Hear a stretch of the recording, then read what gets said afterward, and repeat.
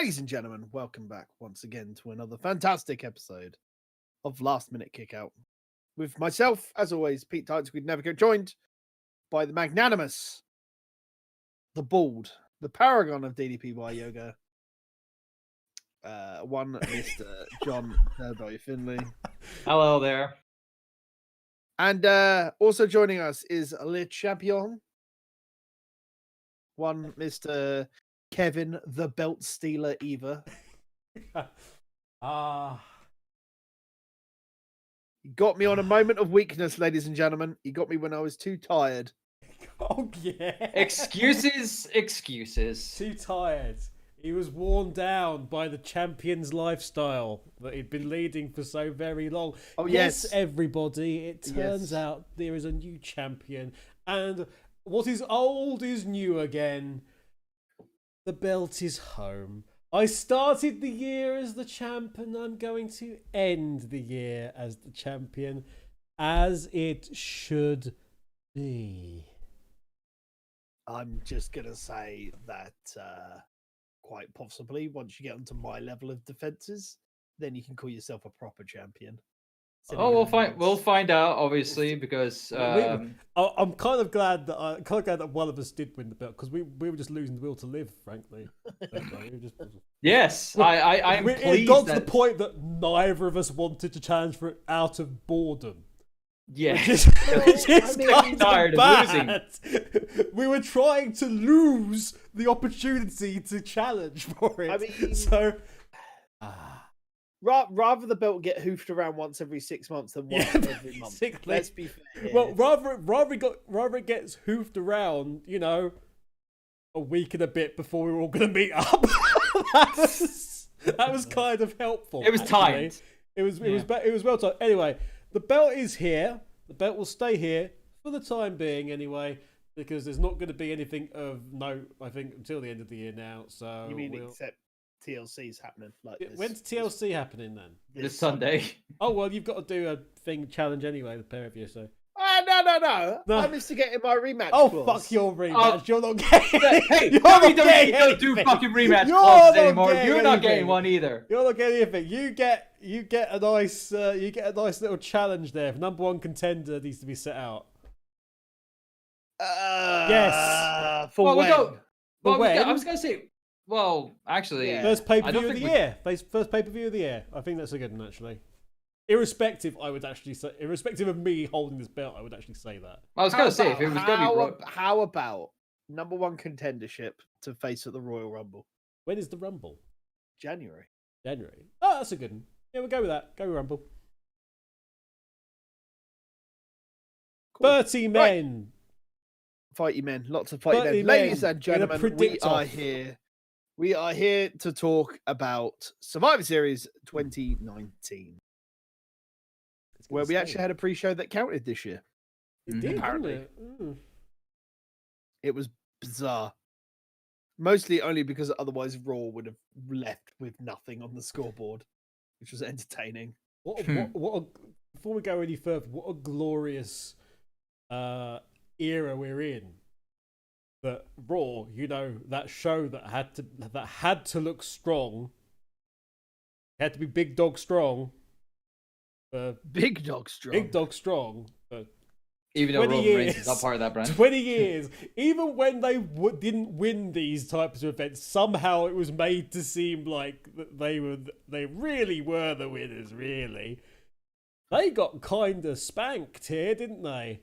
Oh, didn't they just? They, yeah. I know it's led into a bit of an angle, but, C-Show. Not far wrong either, based on what we've been seeing. Yeah. Tell me what was in that pre-show. Remind me, because it's been a very long time from my point of view. So, you had the 10-team Interbrand Tag Team Battle Royal.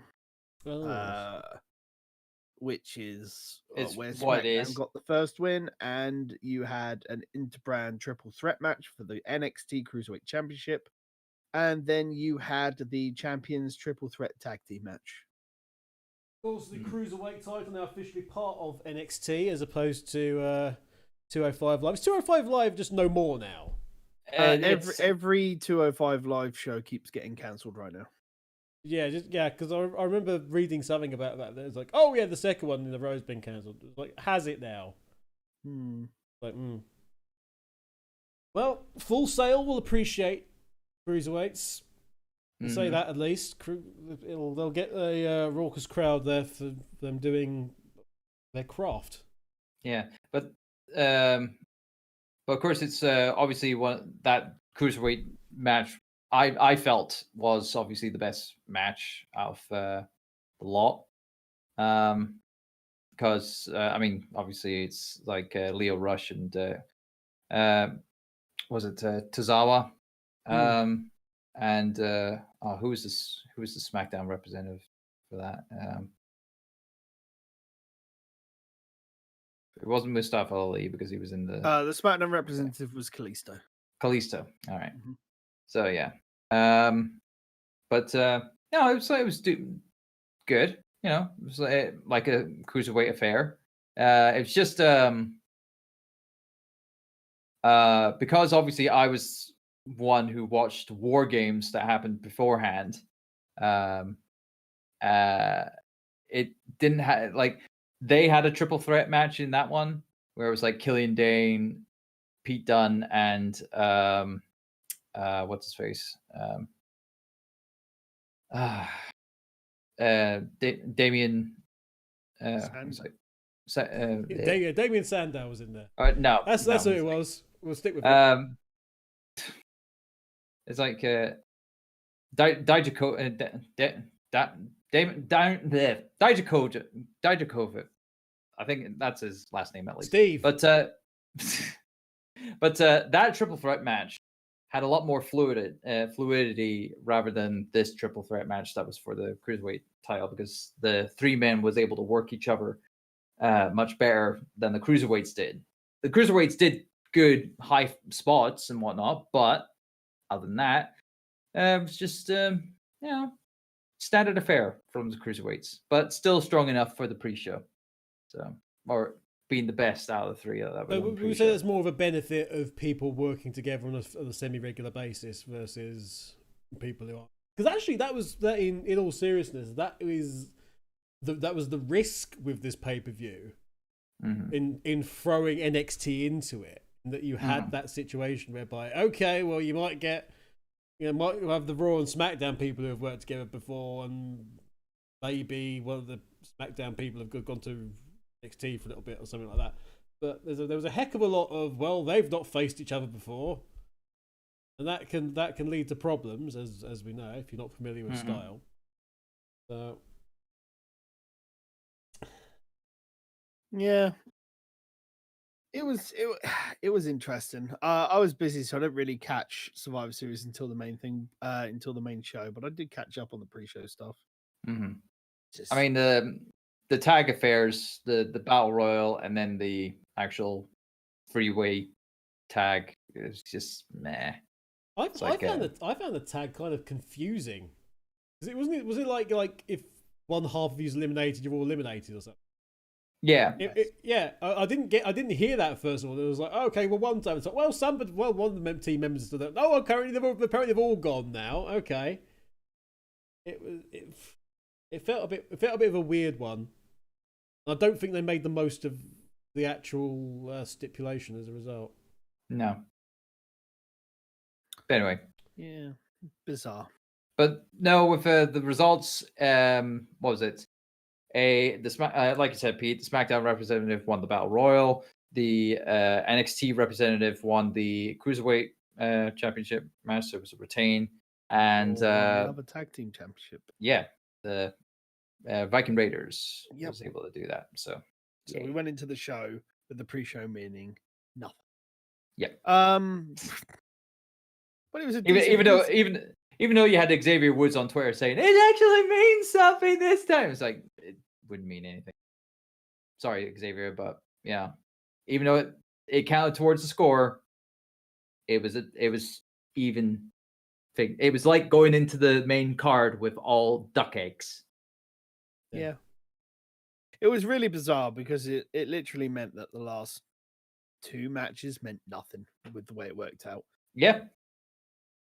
But yeah. We'll start on the main card. Starting with the standard Survivor Series type match, the women's triple threat elimination match. It's always nice to see a traditional Survivor Series match. I'm not quite sure a traditional Survivor Series match in triple threat form works that well, personally, but yeah, it worked well enough. It feels like too much of a clusterfuck at times. No, a clusterfuck is having 15 men in the match. Because we've had stupid matches that had about 7 guys work around on each corner and whatnot, and that's crazy enough as it is. But don't worry, because then Braun Strowman just goes rah, and then they just all fly everywhere, and it's all okay. Yes. But yeah, we got Team NXT of Rhea Ripley, Bianca Belair, Candice LeRae, Io Shirai, and Toni Storm against Team Raw, Charlotte Flair, Natalya, Asuka, Kairi Sane, Sarah Logan, and Team SmackDown, Sasha Banks, Carmella, Dana Brooke, Lacey Evans, and Nikki Cross. I was very happy to see a number of people actually being in this match. Obviously, Toni Storm getting a nice match on the big card. Good to see. Sarah Logan getting a decent spot on Team Raw as well. That was good. I was disappointed with how Nikki Cross was handled in this match. Well, Nikki Cross's handling recently has been very weird. She was strong going in because she was able to kind of help SmackDown quite well, trying to keep, trying to be on top of things and whatnot. And she would get eliminated quite easily in the match. Yeah. It was very embarrassing. Well, I wouldn't say embarrassing. It was just sucky, for her to get eliminated. They remember Dana Brooke existed. That was nice of them. They'll keep that in mind in the future. Who knows? Oh, well, I think they kind of have to if she's going to have a thing with Batista that's going to keep her in the limelight for a while. That's the recent drama that's been going on. How many gifts of her ass is she going to send him? I can't understand, but I just love the fact that everybody seems to have agreed that they need to go out with each other, and they've kind of gone, yeah, right. This is how this works in 2019, everybody. Yeah, relationship. That's how relationship. Yeah, it's crowd. It's not crowdfunding. It's sort of It's crowdsourced dating. Granted, I wish I had that kind of confidence. Just tweeting to Asuka and say, "Hey, Asuka, how's things?" and whatnot. And try to get a date with her. That'd be awesome.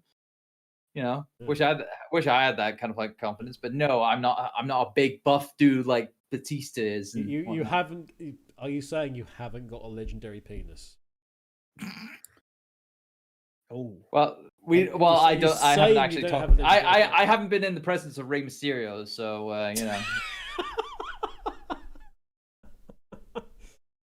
Oh dear. So I can never confirm nor deny. Rey Mysterio's penis is able to produce offspring twice his size. He knows. He knows. Everybody knows. It's the famous story. Everybody knows. Never mind The Rock going easy, big fella. But it's the mysteries of Twitter and wrestling. Everybody. Indeed. Orton hates handbags. Batista's got a huge dong. Yeah. The only thing that I was kind of disappointed on the NXT side was you had, I think it was Toni Storm and Kairi Sane.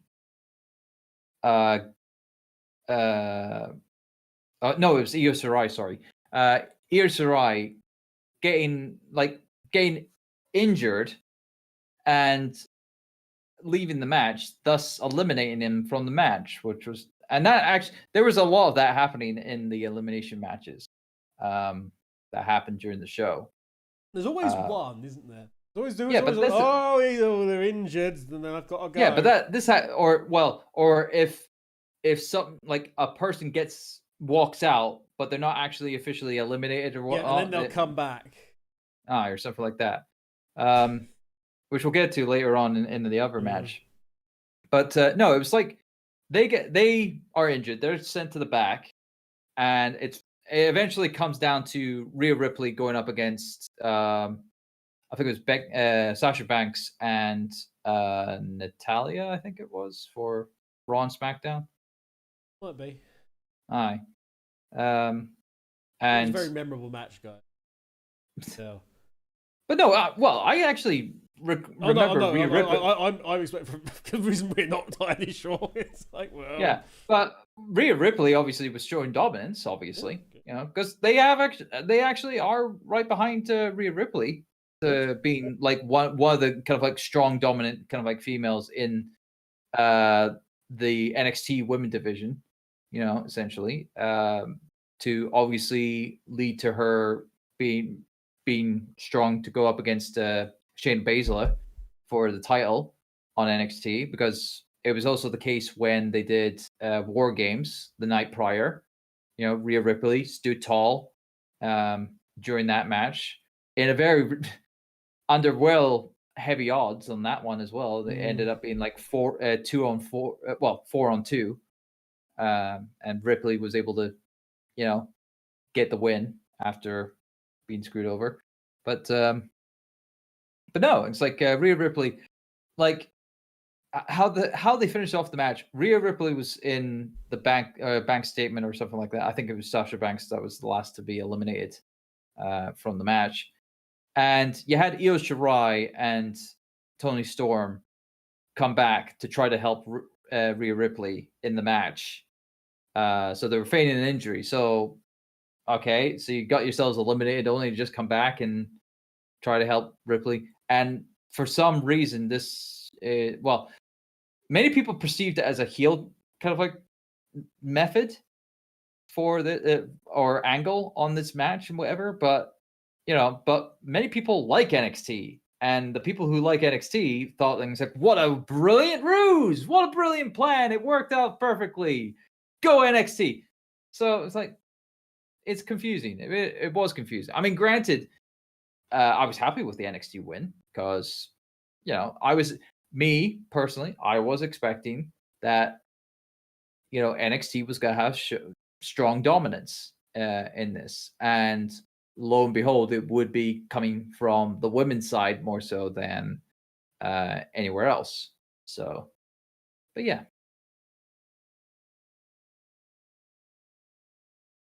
Any of you guys got something to add?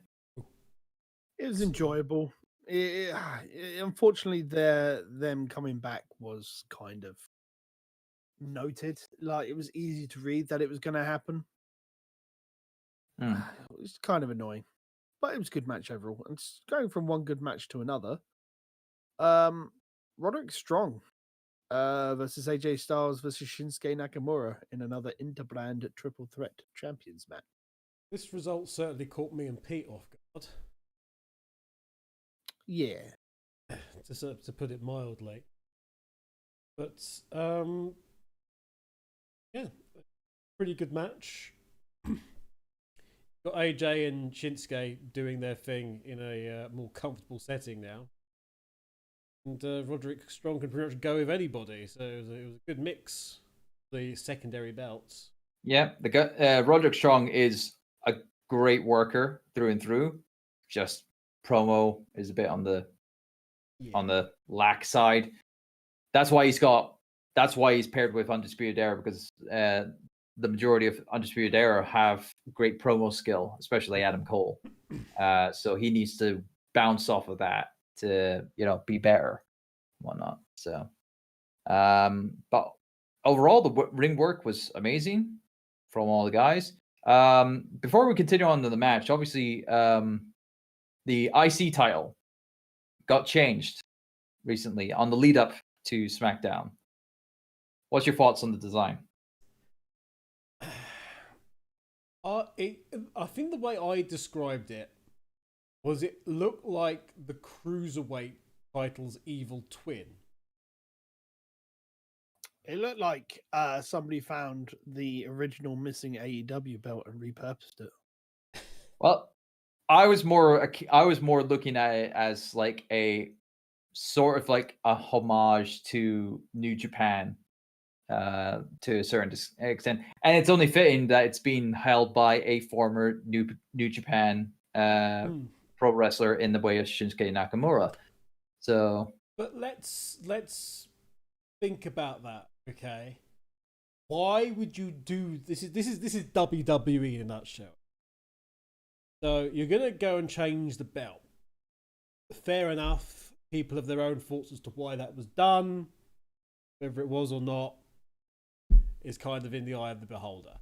However, if you're gonna go into that match and Shinsuke is not going to win, why would you do that? Why would you change the Intercontinental title before that match? Surely you would do it after that match. Maybe like give it a week's grace, so that the new belt goes forward, and it's like in a strong fashion with the champion winning.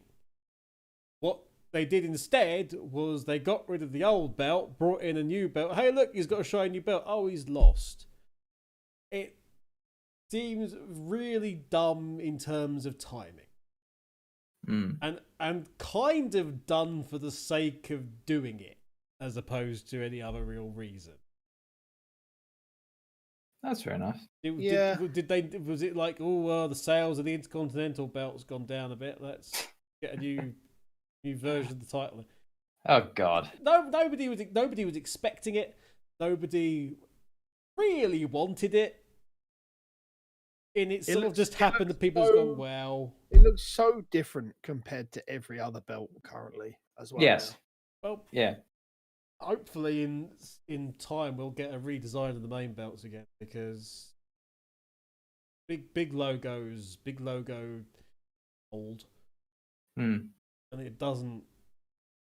They also need to drop the name of the Universal. They should have a world champion and a global champion. And a pan-continental champion. Mm-hmm. Champion of the sea. But this was Atlantic champion, yeah. I mean, I'm going to say this was a fun match to watch, but like as everything else, it's the minute you have a bad AJ Styles match, you don't know what's going on with the world. Yeah, the world will end.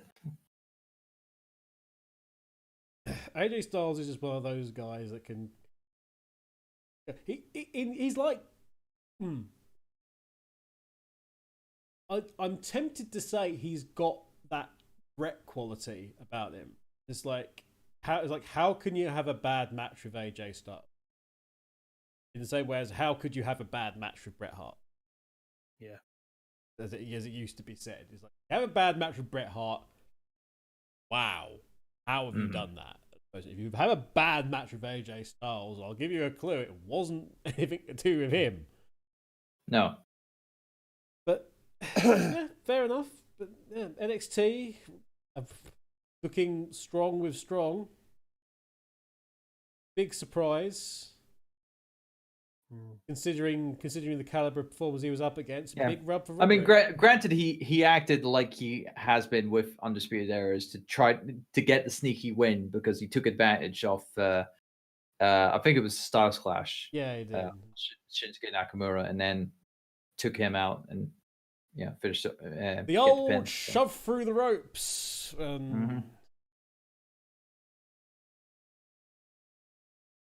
It was a good match. Yeah. Yeah, I'd agree. Moving on to the NXT Championship match, Adam Cole versus Pete Dunne. And day, whatever it was, of let's kill Adam Cole week. Yes. Yeah. What the poor man.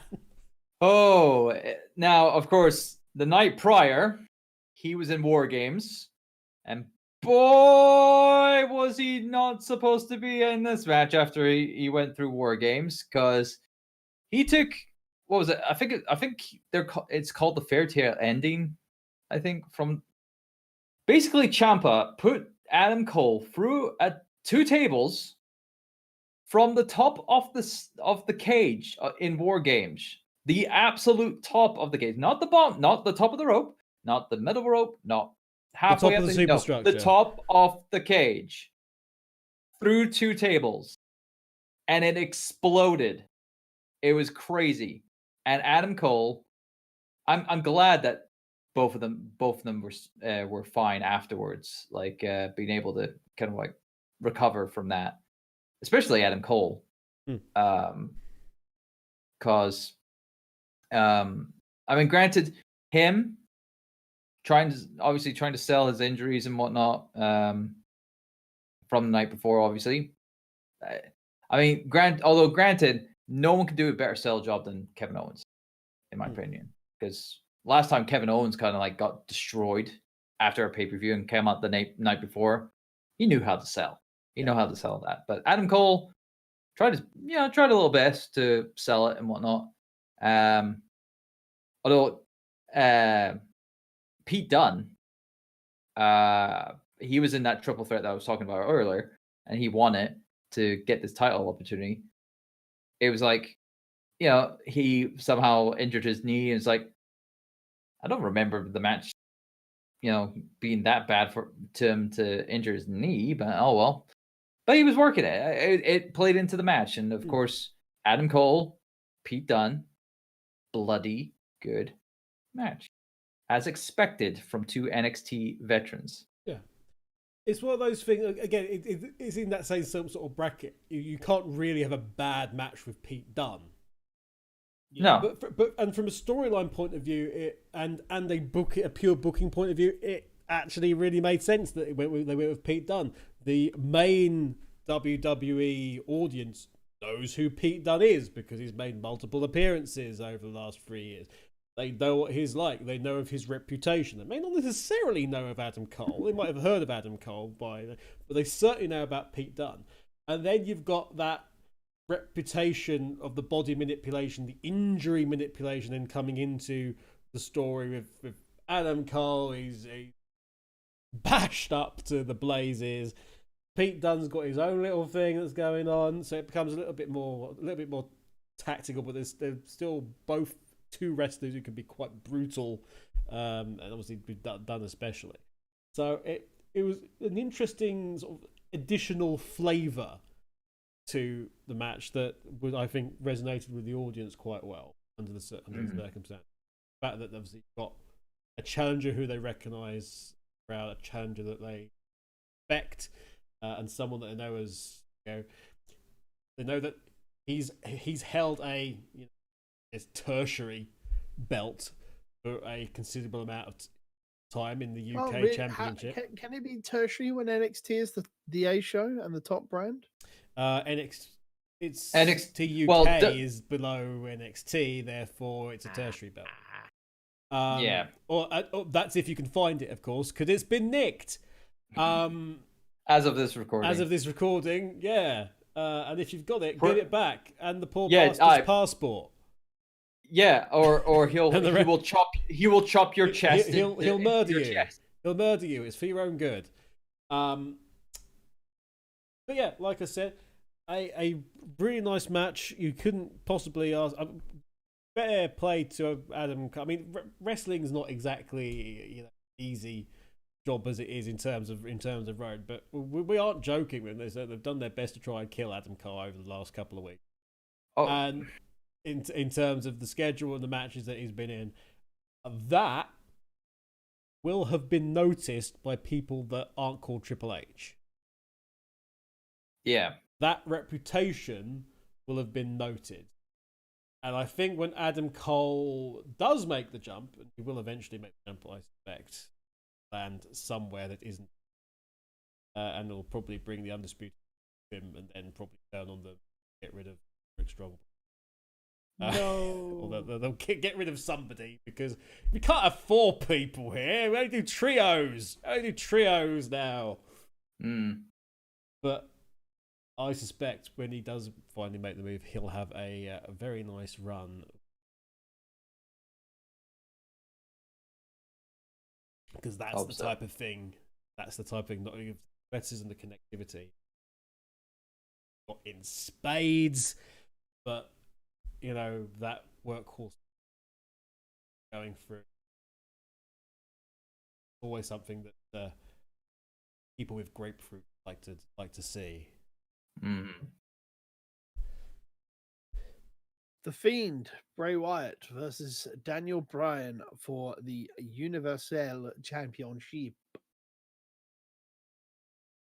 Sponsored by Tizer, because apparently we can only see Bray Wyatt through the lens of a bloody Nintendo Virtual Boy. It's worse than that. We're playing through the bloomin' Tiger Red Zone. Or the R Zone. R Zone, yeah. Here comes Wolf! A character in a different game that's not in this one. The famous character of Wolf in Mortal Kombat. They just didn't change the kid say. I love that one. It's great. But yeah, it's not happening. But yeah, this match, it was a bit. It's just, I mean, I like Daniel Bryan and I like the Fiends, but this match was not needed to be happening so quickly. Wasn't that good either, and it wasn't that good either. It's like Daniel Bryan. There was a worse match on this card. Let's be fair. Yes. Yeah. But we'll get to that. But yeah, I just wasn't that invested in it because I knew that Daniel Bryan was going to win it. I knew that they would want to try to drag this on a bit more to try to get to try to turn Daniel Bryan, because he was in this mid bit where he was like, is he face? Is he heel? He doesn't know what to do, whether or not to bring the yes movement back or whatever. And it was hinted in this match as well, but of course it would end up just being Bray Wyatt or the Fiend winning and whatnot. He kind of stuck with the perhaps movement, really, for that particular time. It was a serviceable match. It was fun to watch. Serviceable, but Universal title didn't really want serviceable. Yeah, but at the end of the day, the bottom rung of any Fiend match right now is the Fiend versus Seth Rollins in Hell in a Cell. So, I mean, it's not exactly a massive bar you have to scale at the moment. No. Don't tell Seth that. Tell Seth whatever the fuck I feel like. I'm not a fickle fan. Fickle.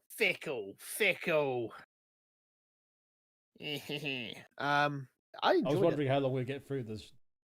He got the Seth Rollins impression. I kind of miss it. I'm not. It's the most entertaining aspect of Seth Rollins is everyone just going. That's it. Fine, he's heel now. Yeah. And he's still boring. Yeah. Let's move on to the most boring match on the card. The traditional Survivor Series men's triple threat elimination match. Right. What the fuck? No, right. We're not even going to wait for this because I'm going to let John go on this one, but I want to start by saying, what the fuck were they doing with Walter? Yep. That's what I was going to say. What the actual... Did they just... Nobody knew for some reason that, Walter's the guy that isn't pinned? Yeah, that's kind of his thing. Let me just put this through that it's an NXT guy on a... No, it's worse. It's an NXT UK guy on an NXT team in this triple threat match. And of course, the NXT UK guy had to go right out of there as soon as the match. This is a fantastic one for people to go, hey, this guy's like a major threat. We need to get rid of him. You can get rid of him somehow. We've got like a count out or something at the expense of a more Weasley character on one of the other sides, and you can keep him still keep him strong and get rid of him, and still have him let him show his stuff. You can't do count outs in a triple threat. No count outs, no disqualification. Well, there we go. That's one of the things, isn't it? You can still be thrown out, I think. Actually, you know what? Braun Strowman was counted out. That's a valid point. Actually, completely forgot that. So yeah. So even the rules aren't the same. Oh, for God's sake. But yeah, the point still stands. That just like it's, and this is one of those things where you'd have thought that somebody who is in the know, 3 letters, all the same, might have sort of stepped in and gone, maybe not I don't do like that. this part. Because in terms of you've got the final opportunity, you've got the first opportunity to show this guy who has got a massive international reputation in terms of what he does and his persona and his aura. And the first thing you do is drop it. That's because Vince McMahon or whoever was in charge of producing this match just basically saw him as who's it got Matt? Was it Drew? Yes. With Drew. the Claymore. Good for Drew.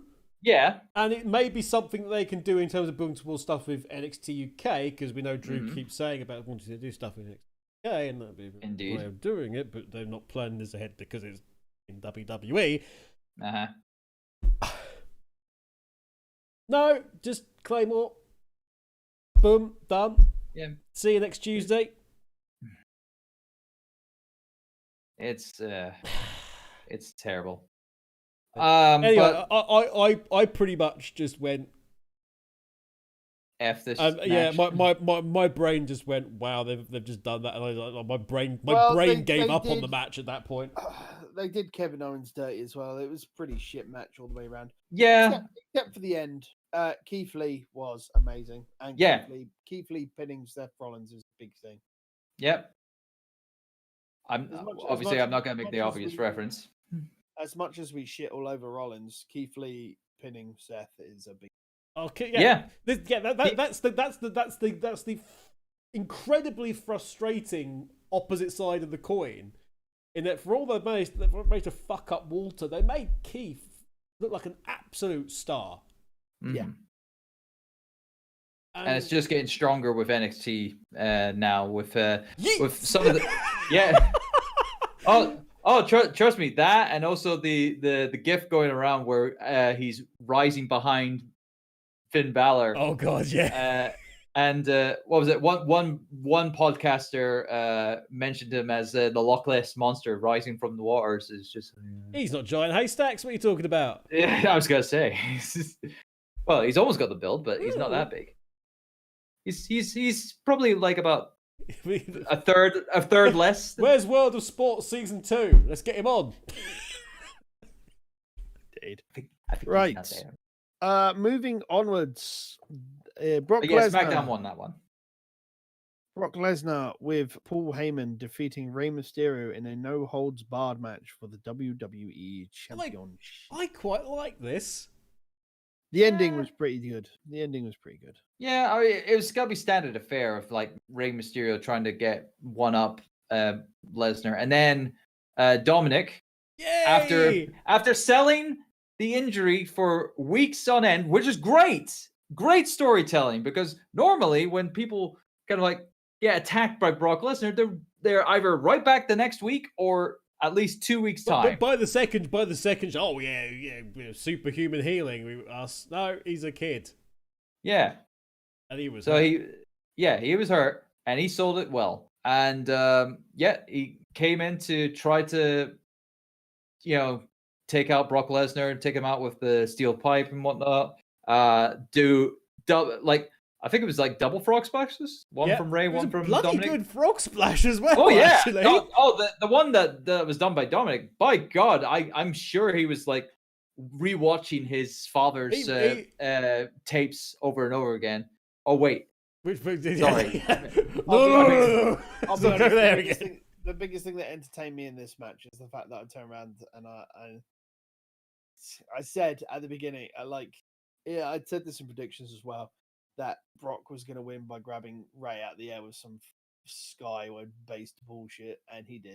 Yeah, well, I think we kind of knew that was going to. Yeah, we knew that was going to be the case. Yeah, Brock's going to win. He's going to catch him because Ray's in the air far too much, and it's not going to doesn't take much for Brock. Brock could just do it one-handed, just like yeah. But Dominic was having a time of his life though in that. I mean, he kind of forgot where he was at that point because he was just having so much fun with his dad. Yeah, it meant so much to him. And fair play to Brock, because Brock was selling everything, wasn't he? Yeah, he was. It's like, I wish I was Dominic. Just having that much fun. I were your father. I wish I was your son. Finally, the last match on the card, the Champions Triple Threat match. Shayna Baszler versus Becky Lynch, with Bayley eating a submission. Of course. If I had papers to throw up in the air, I would do so at this point. And the match that led to that finish wasn't that great either. Nope. There was quite. It wasn't.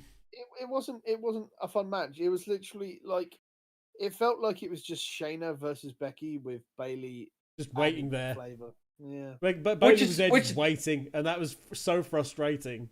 It was frustrating because you know that Bayley and Becky can make a good match because they've had that history together for the longest time. I'd be willing to bet that any combination of the two on their own would be fine. Yeah. But with the three of them, with it just being, okay, well, we're battling, and then there's this other one who's just kind of just waiting there to tap. And we want to put over Shayna Baszler because she's the young blood, and fair enough.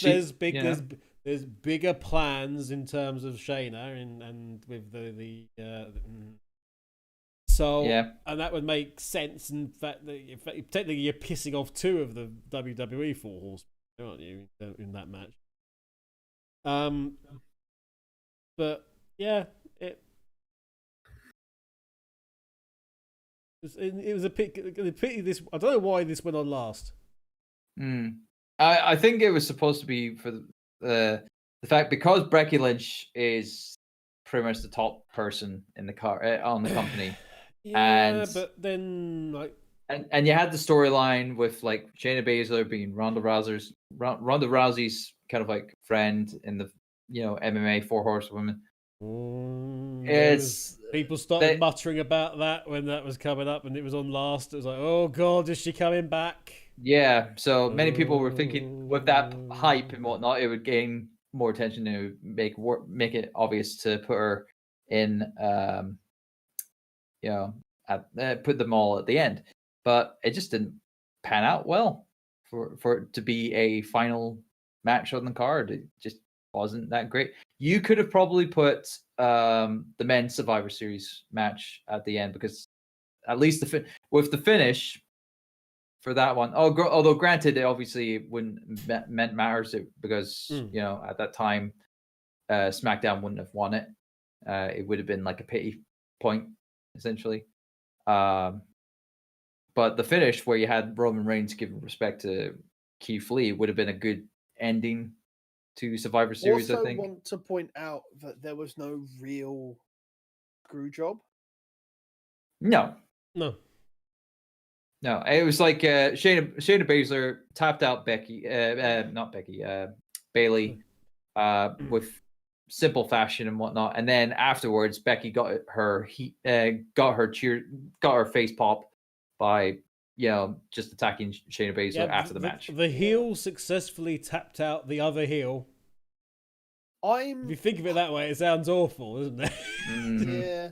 I mean, part of me wants to say maybe they've just forgotten about. Maybe they're doing away with the screw job, but the cynical part of me is more like, well, maybe they just forgot.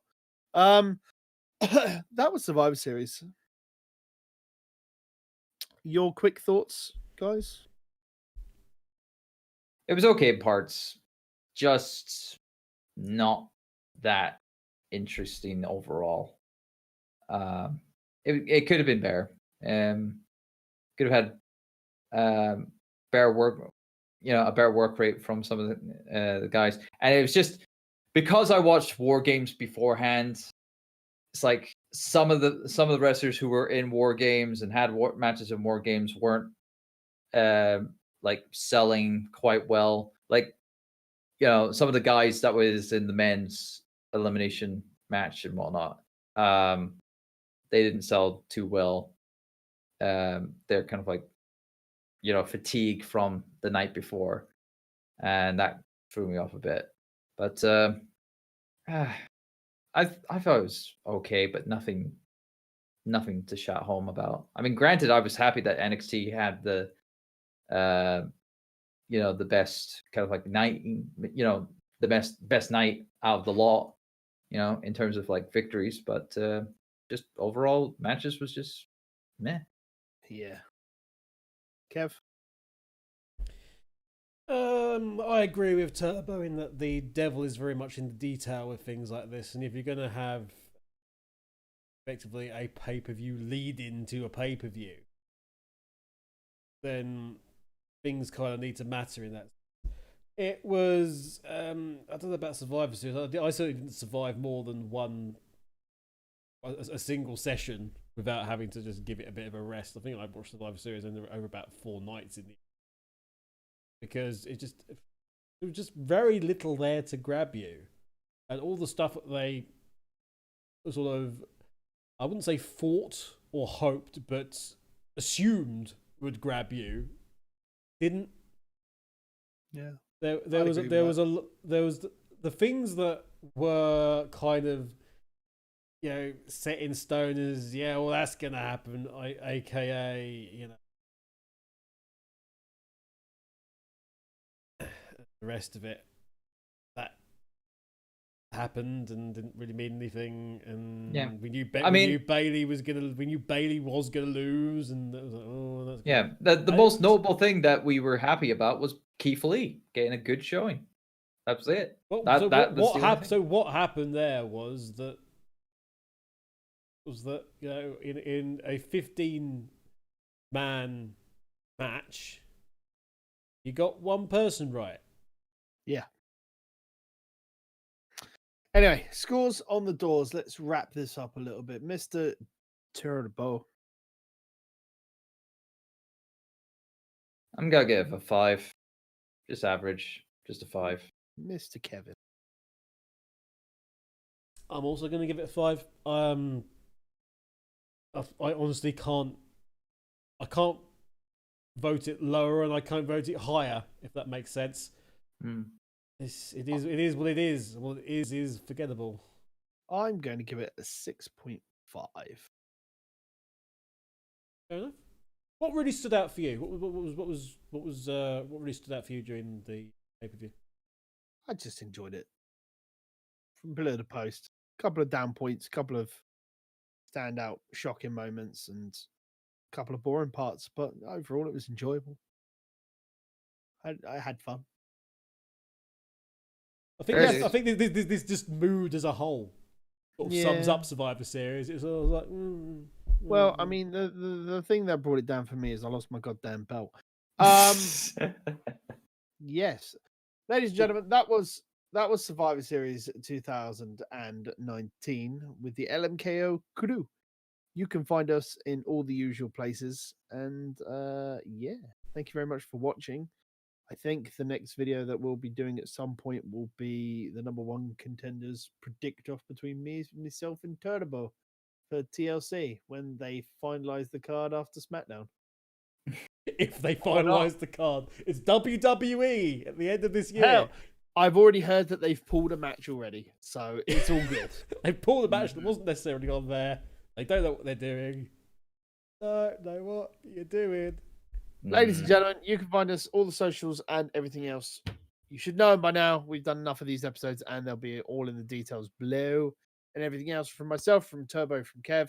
Thank you very much for watching or listening, depending on where you've caught us. And we'll see you all next time. Bye, everybody. Bye-bye.